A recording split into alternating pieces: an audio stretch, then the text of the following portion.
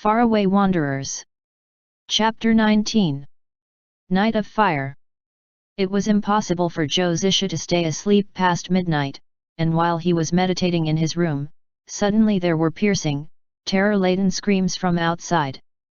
His brows knitted as he stood up and pushed open the window. He saw people running past with their clothes rumpled before receiving an assault of smoke and flame directly to his face. Fire! Fire! The frosty night was gradually clogged up with thick smoke. It seemed like the fire was not far from where he was staying. Zhou Zisha thought, quite a big fire, judging from the smoke. But this is the Gao's manor, with the amount of people currently staying here, it can't be that hard to control it. He wanted no part of this, and closed the window since he was somewhat choked up from the smoke. An arm suddenly reached out, stopping him from closing the window. It even crudely copped a feel of the back his hand before its owner quickly jumped inside, smiling at Zhou Zisha while slipping the window shut. Zhou Zisha judged the uninvited Wen Kexing from head to toe. He was about to say something when his nose itched, so he turned away to sneeze and firmly took 2 steps back, remaining a certain distance from this piece of scented pastry who must have strolled out of a place full of beauty products just now. Mr. Good Person Wen's hair was unkempt, tied up temporarily with a plain hairband. His clothes were not exactly disheveled, but the collar was wide open, a dark red mark evident on the snow-white fabric. The nauseating scent of beauty products exuded from his sleeves, and on his wrist was a faint mark created from the scratching of nails. Completed with his lecherous expressions, it was as if he couldn't wait to show people what kind of activities he had been doing. On instinct, Zhou Zisha fixed his own clothes and sat up straight, the feeling of moral superiority arising involuntarily. In that moment, compared to Wen Kexing, he felt like such a conscientious and upright gentleman. Wen Kexing plopped himself down on Zhou Zisha's bed. The bed sheets had gone cold, which meant the owner of the room had been up for a while. He asked, "Stop trying to be dignified, tell me, are you sleepless because you feel lonesome in this deep dark night? You should have told me so that I can drag you along." "Ha, Dongting, what a glorious place to be!" Zhou Zisha laughed quietly and dropped his charade. He knew all too well himself that righteousness would only look proper on a righteous person, and he was the epitome of nothing was what it seemed. He looked at Wen Kexing meaningfully while replying. "Your timing is impeccable, brother Wen. The moment you left, the fire started." He didn't get to finish the sentence as Wen Kexing's face paled and he retorted indignantly, "Rubbish! I've been gone for hours now." Zhou Zisha was taken aback, at a loss as to why he would be so angry. Then he saw Wen Kexing looked him over, the anger receding to make way for his usual leering smile. "Are you changing tactics, Asu? If you remove your disguise, I can show you how long it actually was." He specifically wiped his mouth after that, licking at the corner of his lips as if remembering something.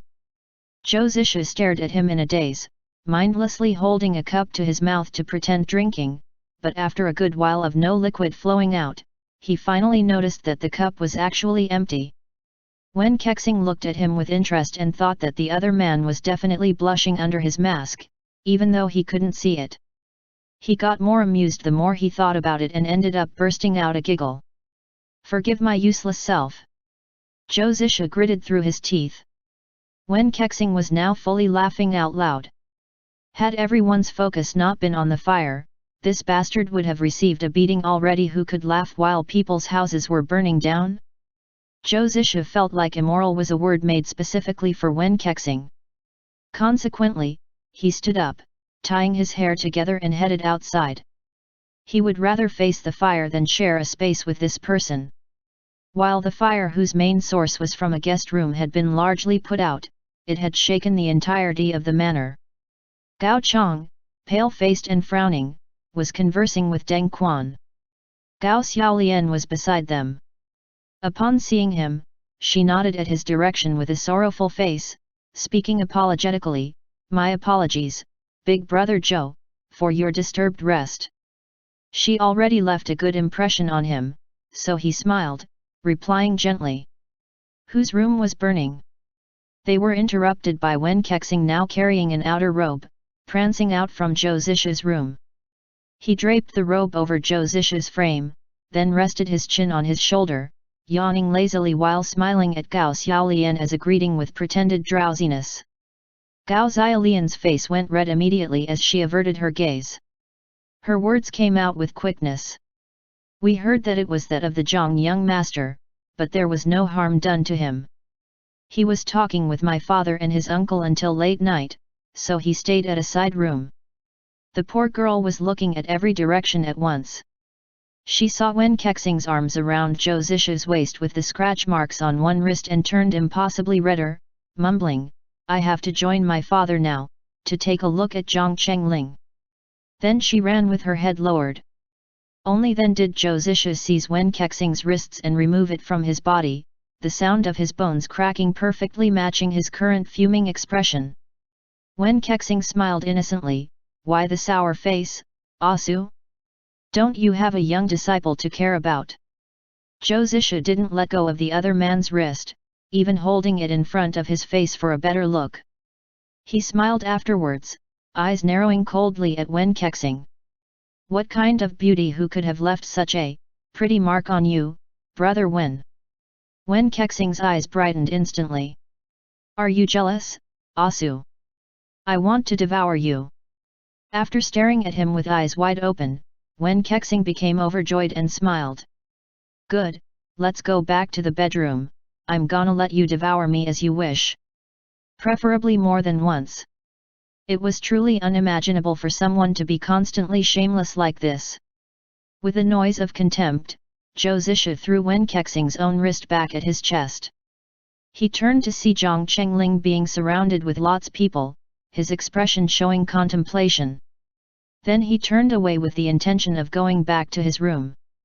Zhang Chengling's room wouldn't catch fire for no reasons, and where did Wen Kexing go in the middle of the night? Why did he use him to pull a clumsy act in front of Gao Xiaolian? At that moment, Wen Kexing's soft voice asked behind him. Asu, in all the time I've known you, I've never seen you sleep after midnight, so are you? Zhou Zisha's pupils contracted. While his face didn't change, his couldn't help but stop walking. Only to hear the other man continuing, are you so lonely that you can't rest for the whole night?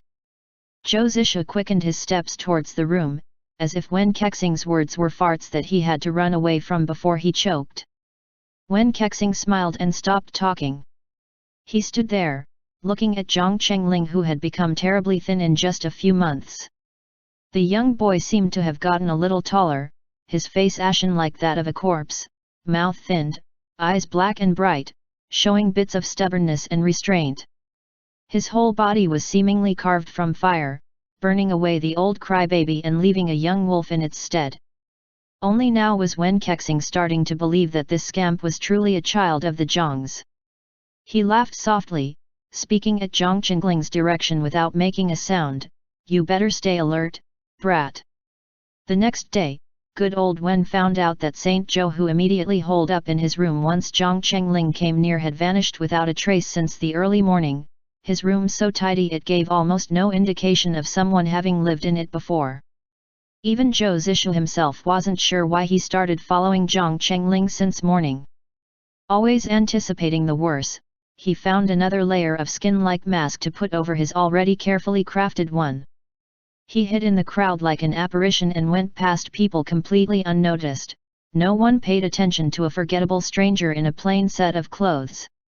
Zhou Zisha remained a calculated distance away from Zhang Chengling. Everyone and their mother in this grand pugilist scene proclaimed their furious indignation, and then there was that kid who stayed silent and looked over all of them despite being the person worthy of a proclamation the most. His eyes were wide open, his face bare and honest. Zhou Zisha was suddenly reminded of someone, the person with thick brows and big eyes under the tree whom he saw in that dark, horrible cave. Liang Juxiao. He remembered their childhood vaguely. That brat Liang Juxiao called him senior brother, constantly clinging to him and making his life as inconvenient as possible while rambling to no end. Worse, he was a fool, always slow on the uptake. Back then Zhou Zishu was still young and impatient, so imagined his discontent and unpleasant expression when his master threw the rascal at him.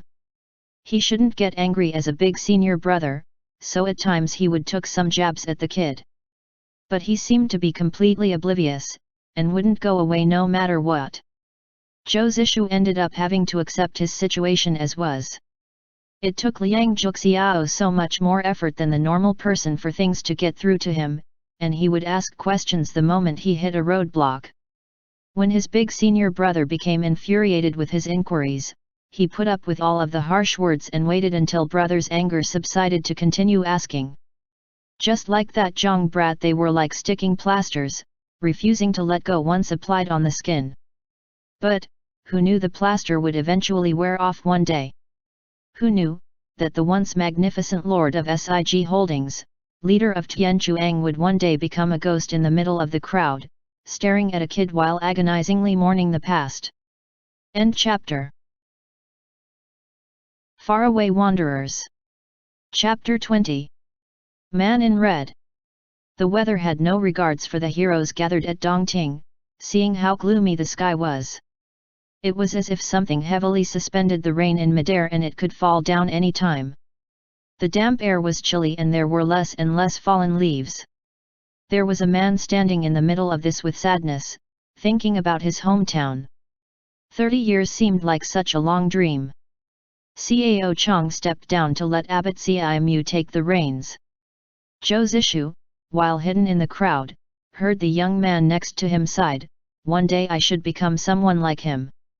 Xiang Yu, the overlord of Western Chu, upon seeing Emperor Shi Huang's procession, had said, "I am fit to replace him."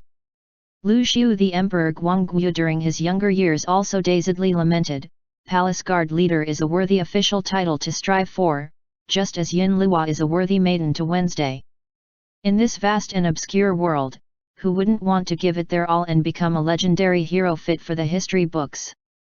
The adolescence years were always full of vitality, so it wasn't uncommon for someone to look up at a figure, gritting his teeth and clenching his fist while exclaiming one day, "I should become someone like him."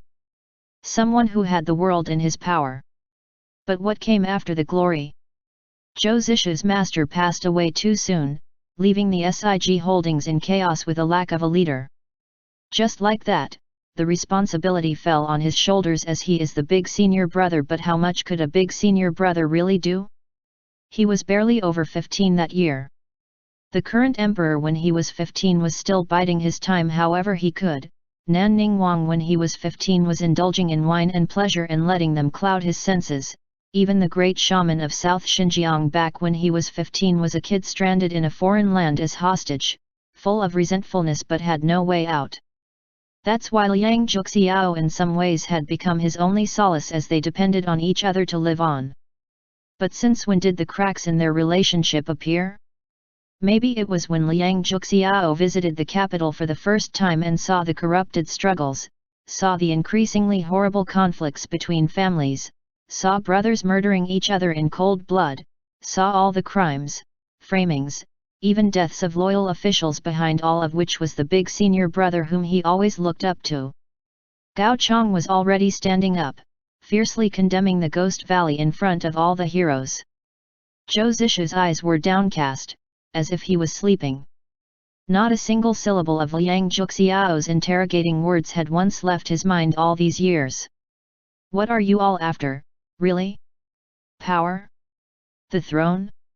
Glory and wealth? Your fate will not end well if you continue down this road, please snap out of it. An eye for an eye is how it is, big brother. An eye for an eye?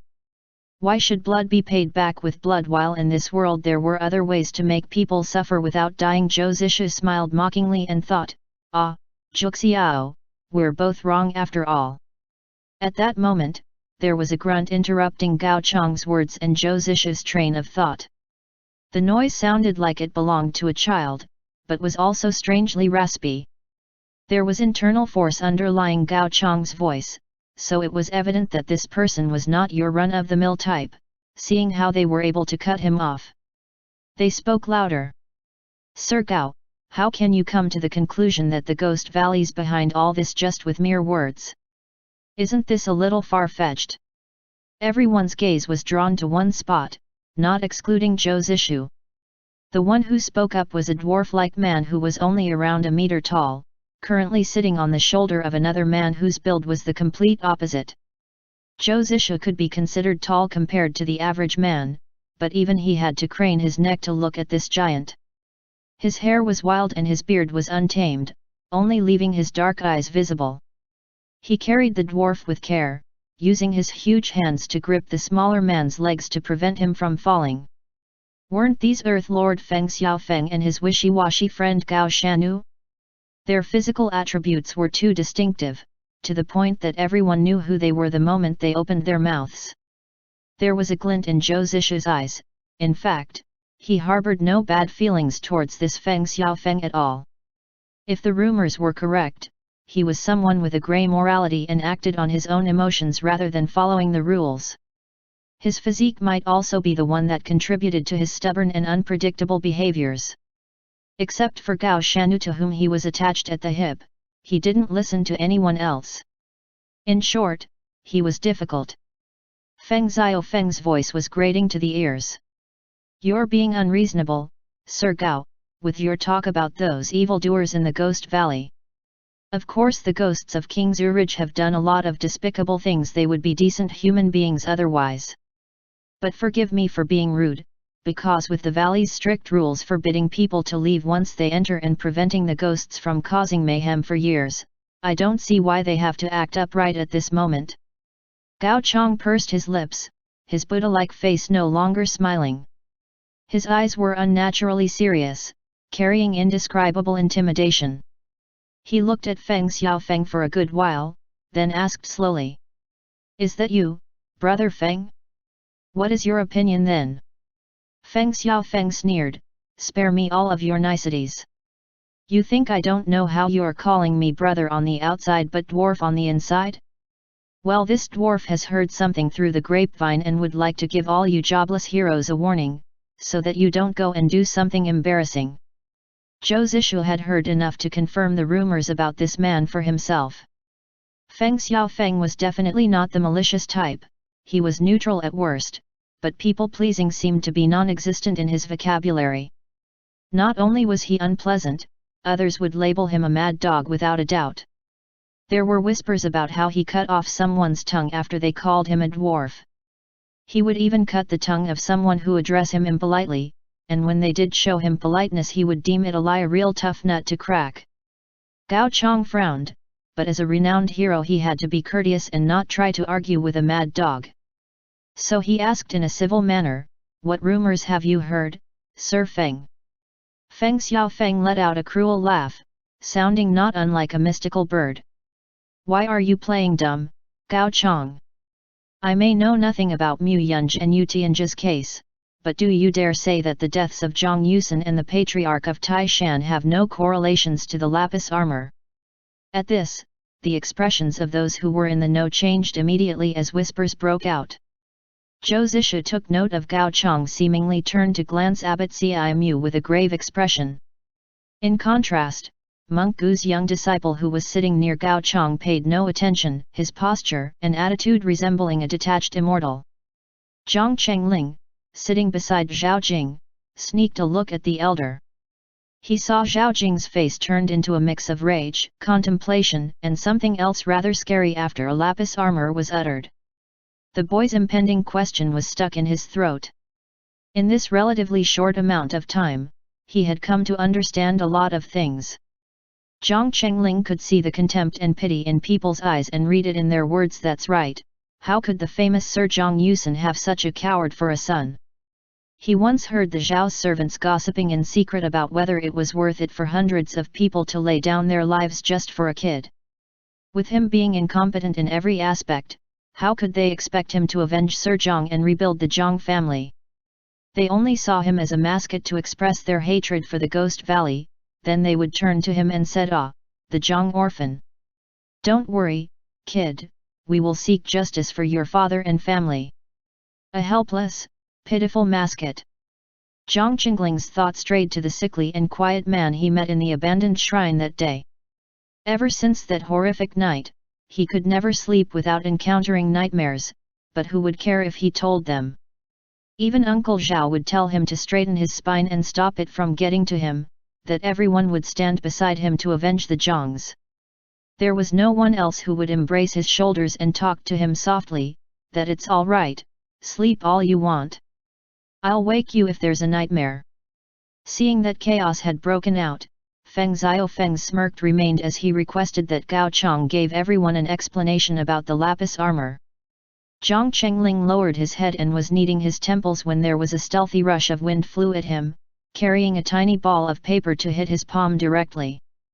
Zhang Chengling startled, and after seeing that no one was noticing him, he bent down and picked up the paper ball. Written on it was simply, "Follow me if you want to know the truth." When Zhang Chengling looked up, in the crowd there was a man in dark clothes who was staring at him without blinking. A cruel sneer seemed to be hung at the corner of his lips, his gaze dark and disdainful as if he was sure that the boy wouldn't follow him. In a blink of an eye, not sure if it was out of being over-emotional or impulsive, Zhang Chengling gripped the note tightly. Taking advantage of the current commotion, he quietly left Zhao Jing's side and followed the strange man through the crowd. No one noticed him except for Zhou Zishu. Zhou Zishu always had half of his attention on Zhang Chengling, and his keen eyes immediately noticed an alarming him of the man shooting the note at the boy. Seeing that Zhang Chengling discarded all notions of danger and went after the man alone, he frowned and immediately abandoned the hero's quarrel to chase after the boy in secret.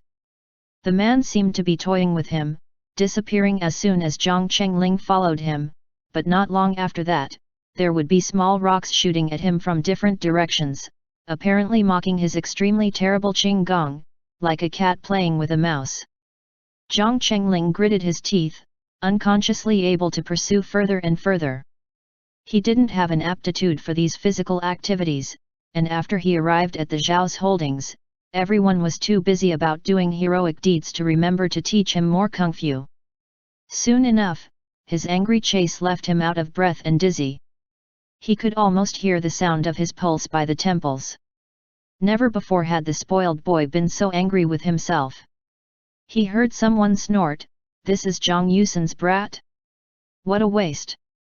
He thought, "That's right, you're a waste, Zhang Chengling. Why did Uncle Li risk his life to save you? Why did it have to be you?" The man then appeared in front of him, hands like claws twisting his neck. His gaze at Zhang Chengling was sinister. When the boy's body warmth slowly started to disintegrate, he realized they were standing on deserted land. Shadows appeared seemingly from nowhere behind the man with the same fashion, circling around Zhang Chengling. The one who led him here laughed quietly and released him. He raised his voice, "My poorly hidden friend, why must you be so worked up over a boy like this?" A man dressed in deep red stepped forward at that. On his face was a red birthmark, making his features incredibly formidable at first glance. Zhang Chengling's legs started to tremble, but he tried his best to keep his chin up and feigned courage at the man in red. The man suddenly laughed, the dry sound not unlike that from a rusty fan, causing goosebumps to erupt across the skin. In just a blink, he materialized in front of Zhang Chengling and held the boy's neck. His fingers were cold like a corpse's, and for a brief moment Zhang Chengling mistook him for an undead. Then the man asked softly, "Let me ask you, that night at the Zhang's holdings, did you see a man with a missing finger?"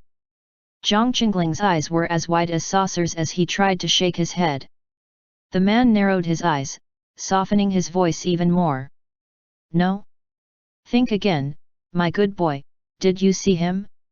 Or did you not?" The softer his voice was, the stronger his grip became. Zhang Chengling tried to breathe and struggle out of the grip with all his might, his face reddening, but all of his retaliating punches were futile. He rasped, "Fuck you." The man in red seemed not to notice, a demonic smile appearing on his face. "Yes, or no?" Zhang Chengling felt like his chest was going to burst. He knew this man wanted him to say yes, but right at this life and death moment, his stubbornness awoke with a vengeance as he spit on the man's face. The grip quickly turned crueler, and Zhang Chengling had no more strength to struggle. The man's voice was still gentle. I'm asking you once again, yes, or no. Zhang Chengling was slipping out of consciousness. He thought, this is it. Suddenly, the man let out a sound of pain and let go of the boy. Air rushed into his lungs and he stumbled backwards, eventually falling on the ground with a thud, coughing painfully. The man in red took a few steps back, eyes glancing at the rock that almost broke his wrist with hostility. Who's there? End chapter. FarAway Wanderers. Chapter 21. Poisonous Scorpion. Out from the corner walked a gaunt man with an easily forgettable face that served no indication of his age. No one had any idea of how long he had been there, having unable to detect his presence at all. The man in red frowned. He had no idea why, but when he looked at this plain man with nothing striking about him, there was a shuddering feeling that crawled up his spine and raised the hair at the back of his neck. He couldn't help but change his posture the closer the other man got, unblinking eyes never leaving him. He asked again, cautiously. Who are you? On instinct, Zhou Zishu was about to told him just a nobody like he did to Gu Xiang, but when he looked down and saw the bruise on Zhang Qingling's neck, he thought, I've played pretend in the palace for over half of my life, why do I have to be polite to these amateurs? The vagabond's uncouth behaviors in him had been repressed for way too long. He cast a cursory glance at the men, including the man in red who had all become more tense and laughed. What makes you think I have to answer you? The man's eyes twitched, hands retracted under his sleeves. Apart from his birthmark whose color seemed to have become a darker shade of red, were anyone to see his hands at that moment, they would discover a layer of black smoke appearing over the skin. The men standing beside him involuntarily spread out. After signaling each other with their eyes, they formed a circle around Zhou Zishu and Zhang Chengling.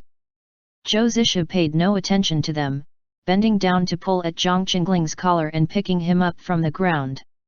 Stand up, kid, don't lower your head like that.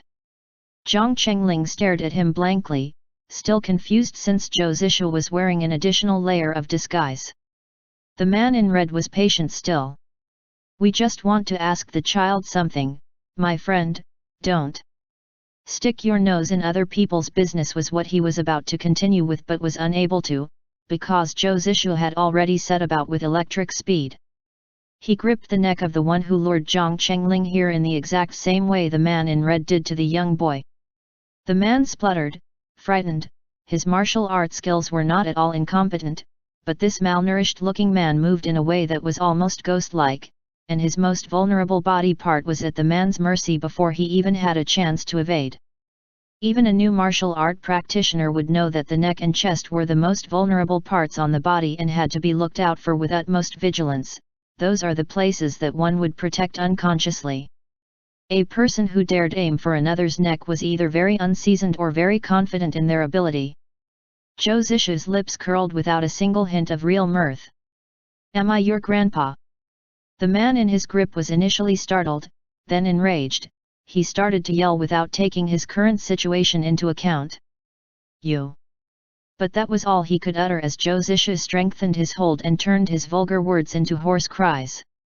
During the panic, he lifted his arm to hit Zhou Zishu's chest, but it was dislocated before he could see the man made a move. There was only a wretched distorting scream heard between them. Zhou Zishu drawled. Answer me. Am I your grandpa? The man in red asked angrily. What do you want? Zhou Zishu turned his attention to him and smiled cruelly. Just some trivial matters that need this bastard's cooperation. Don't poke your nose in other people's business. Veins throbbed on the back of his palm, and the man convulsed a little before turning still with his eyes rolled back, not even a scream being let out. It was unclear whether he was dead or not.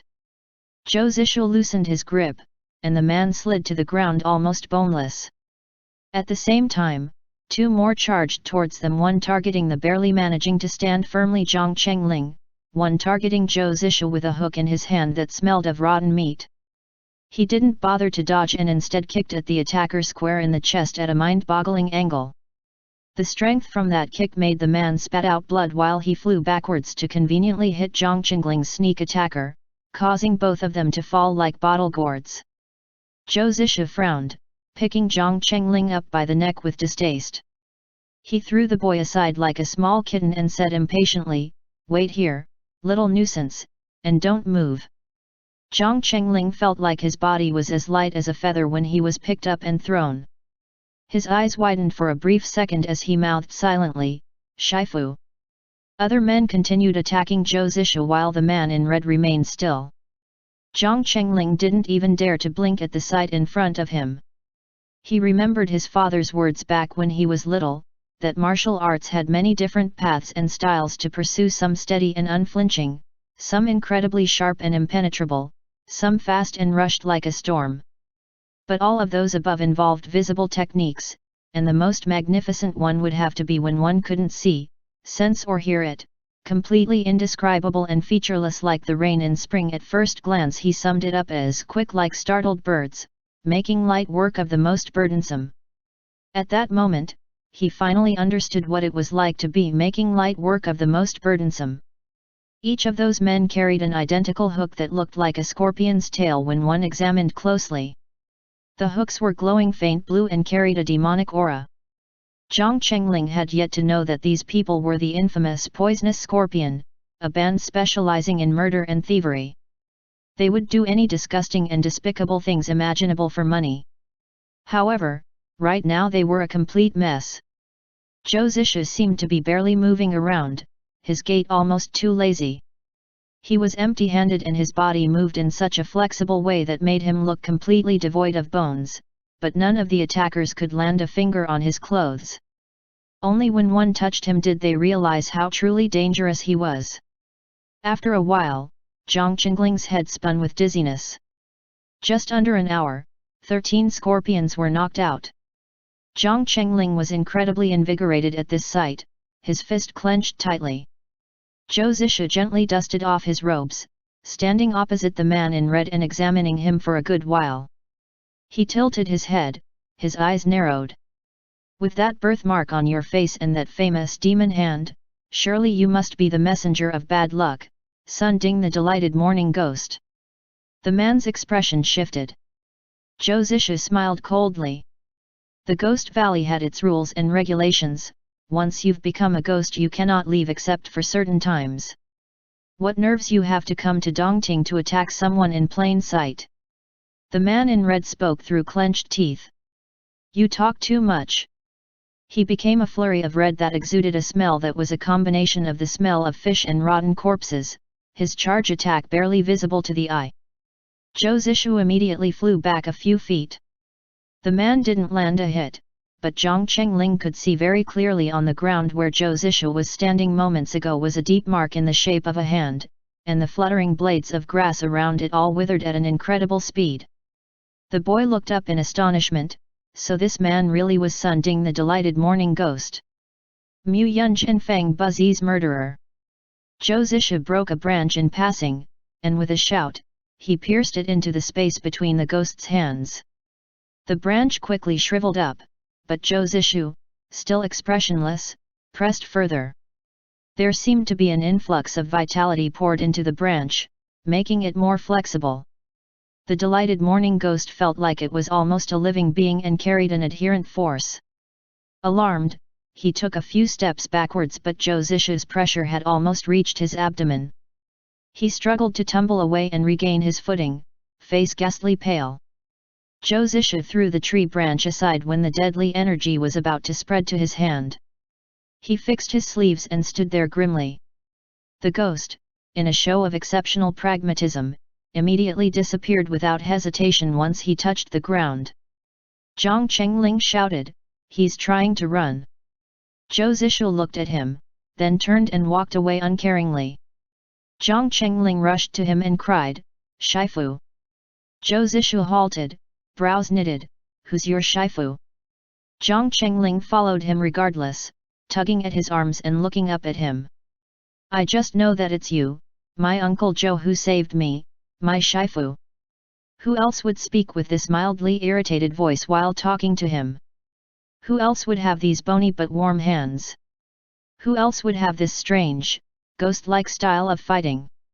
Who else in that crowd would follow him here and rescue him? Jiang Chengling was unflinching in his judgment. Zhou Zishu wasn't expecting to trick people for long anyway, but he was still disappointed that the brat saw through him. He tried to get rid of this tale in the most tactful way possible. His eyes suddenly turned cold before he could finish the sentence, one hand tugging Jiang Chengling closer to his chest and body quickly moving aside. Jiang Chengling had no time to react, he could only feel a rush of wind brushing them and the arms holding him stiffening. Zhou Zishu's voice was icy. Death-seeking bastard! The attacker's neck was broken in one movement before he had the chance to jump at them. When Jiang Chengling took a closer look, he saw that this man was the first one Zhou Zishu knocked out. Who could have imagined that he was only faking his death earlier? The boy was thrown aside once more.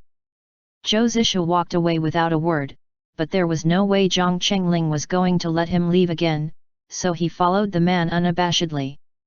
However, he quickly grew dizzy as the man was nowhere to be seen. Jiang Chengling knew that it would take decades for him to catch up with the elder's Qinggong skills. He was on the verge of tearing up, miserably calling after him, Shifu. At that moment, he heard a faint laugh, and a man dressed in grey appeared from thin air, stopping Zhou Zishu in his track and wrapping his arms around Zhou Zishu's waist in a clearly calculated fashion. Zhou Zishu had no idea why his body was stopped in midair, and before he could realize, he was already in the other man's embrace. Then he heard the familiar, most annoying voice on earth, "Why the rush, my Saint Master Zhou?" When they touched the ground, Zhou Zishu cried out and clutched at his right arm. Wen Kexing removed his sleeve without a second thought, intentionally tearing it at a certain angle. Then he immediately frowned. There were two tiny wounds on Zhou Zishu's arm, like he was bitten by insects. "No wonder why you ran so quickly, turns out the scorpion did bite you." Jiang Chengling had a sudden revelation. He looked back at their now dead attacker, face turning white. Wen Kexing stopped Zhou Zishu from talking and made quick work blocking the flow between his meridians. "Shut up!" He took out a magnet and carefully removed the two hair-thin needles buried in the other's skin. Then he bent down, putting his mouth to the wound to extract the poison from Zhou Zishu's blood without a care. As soon as that happened, Zhou Zishu became stiff as a board. End chapter.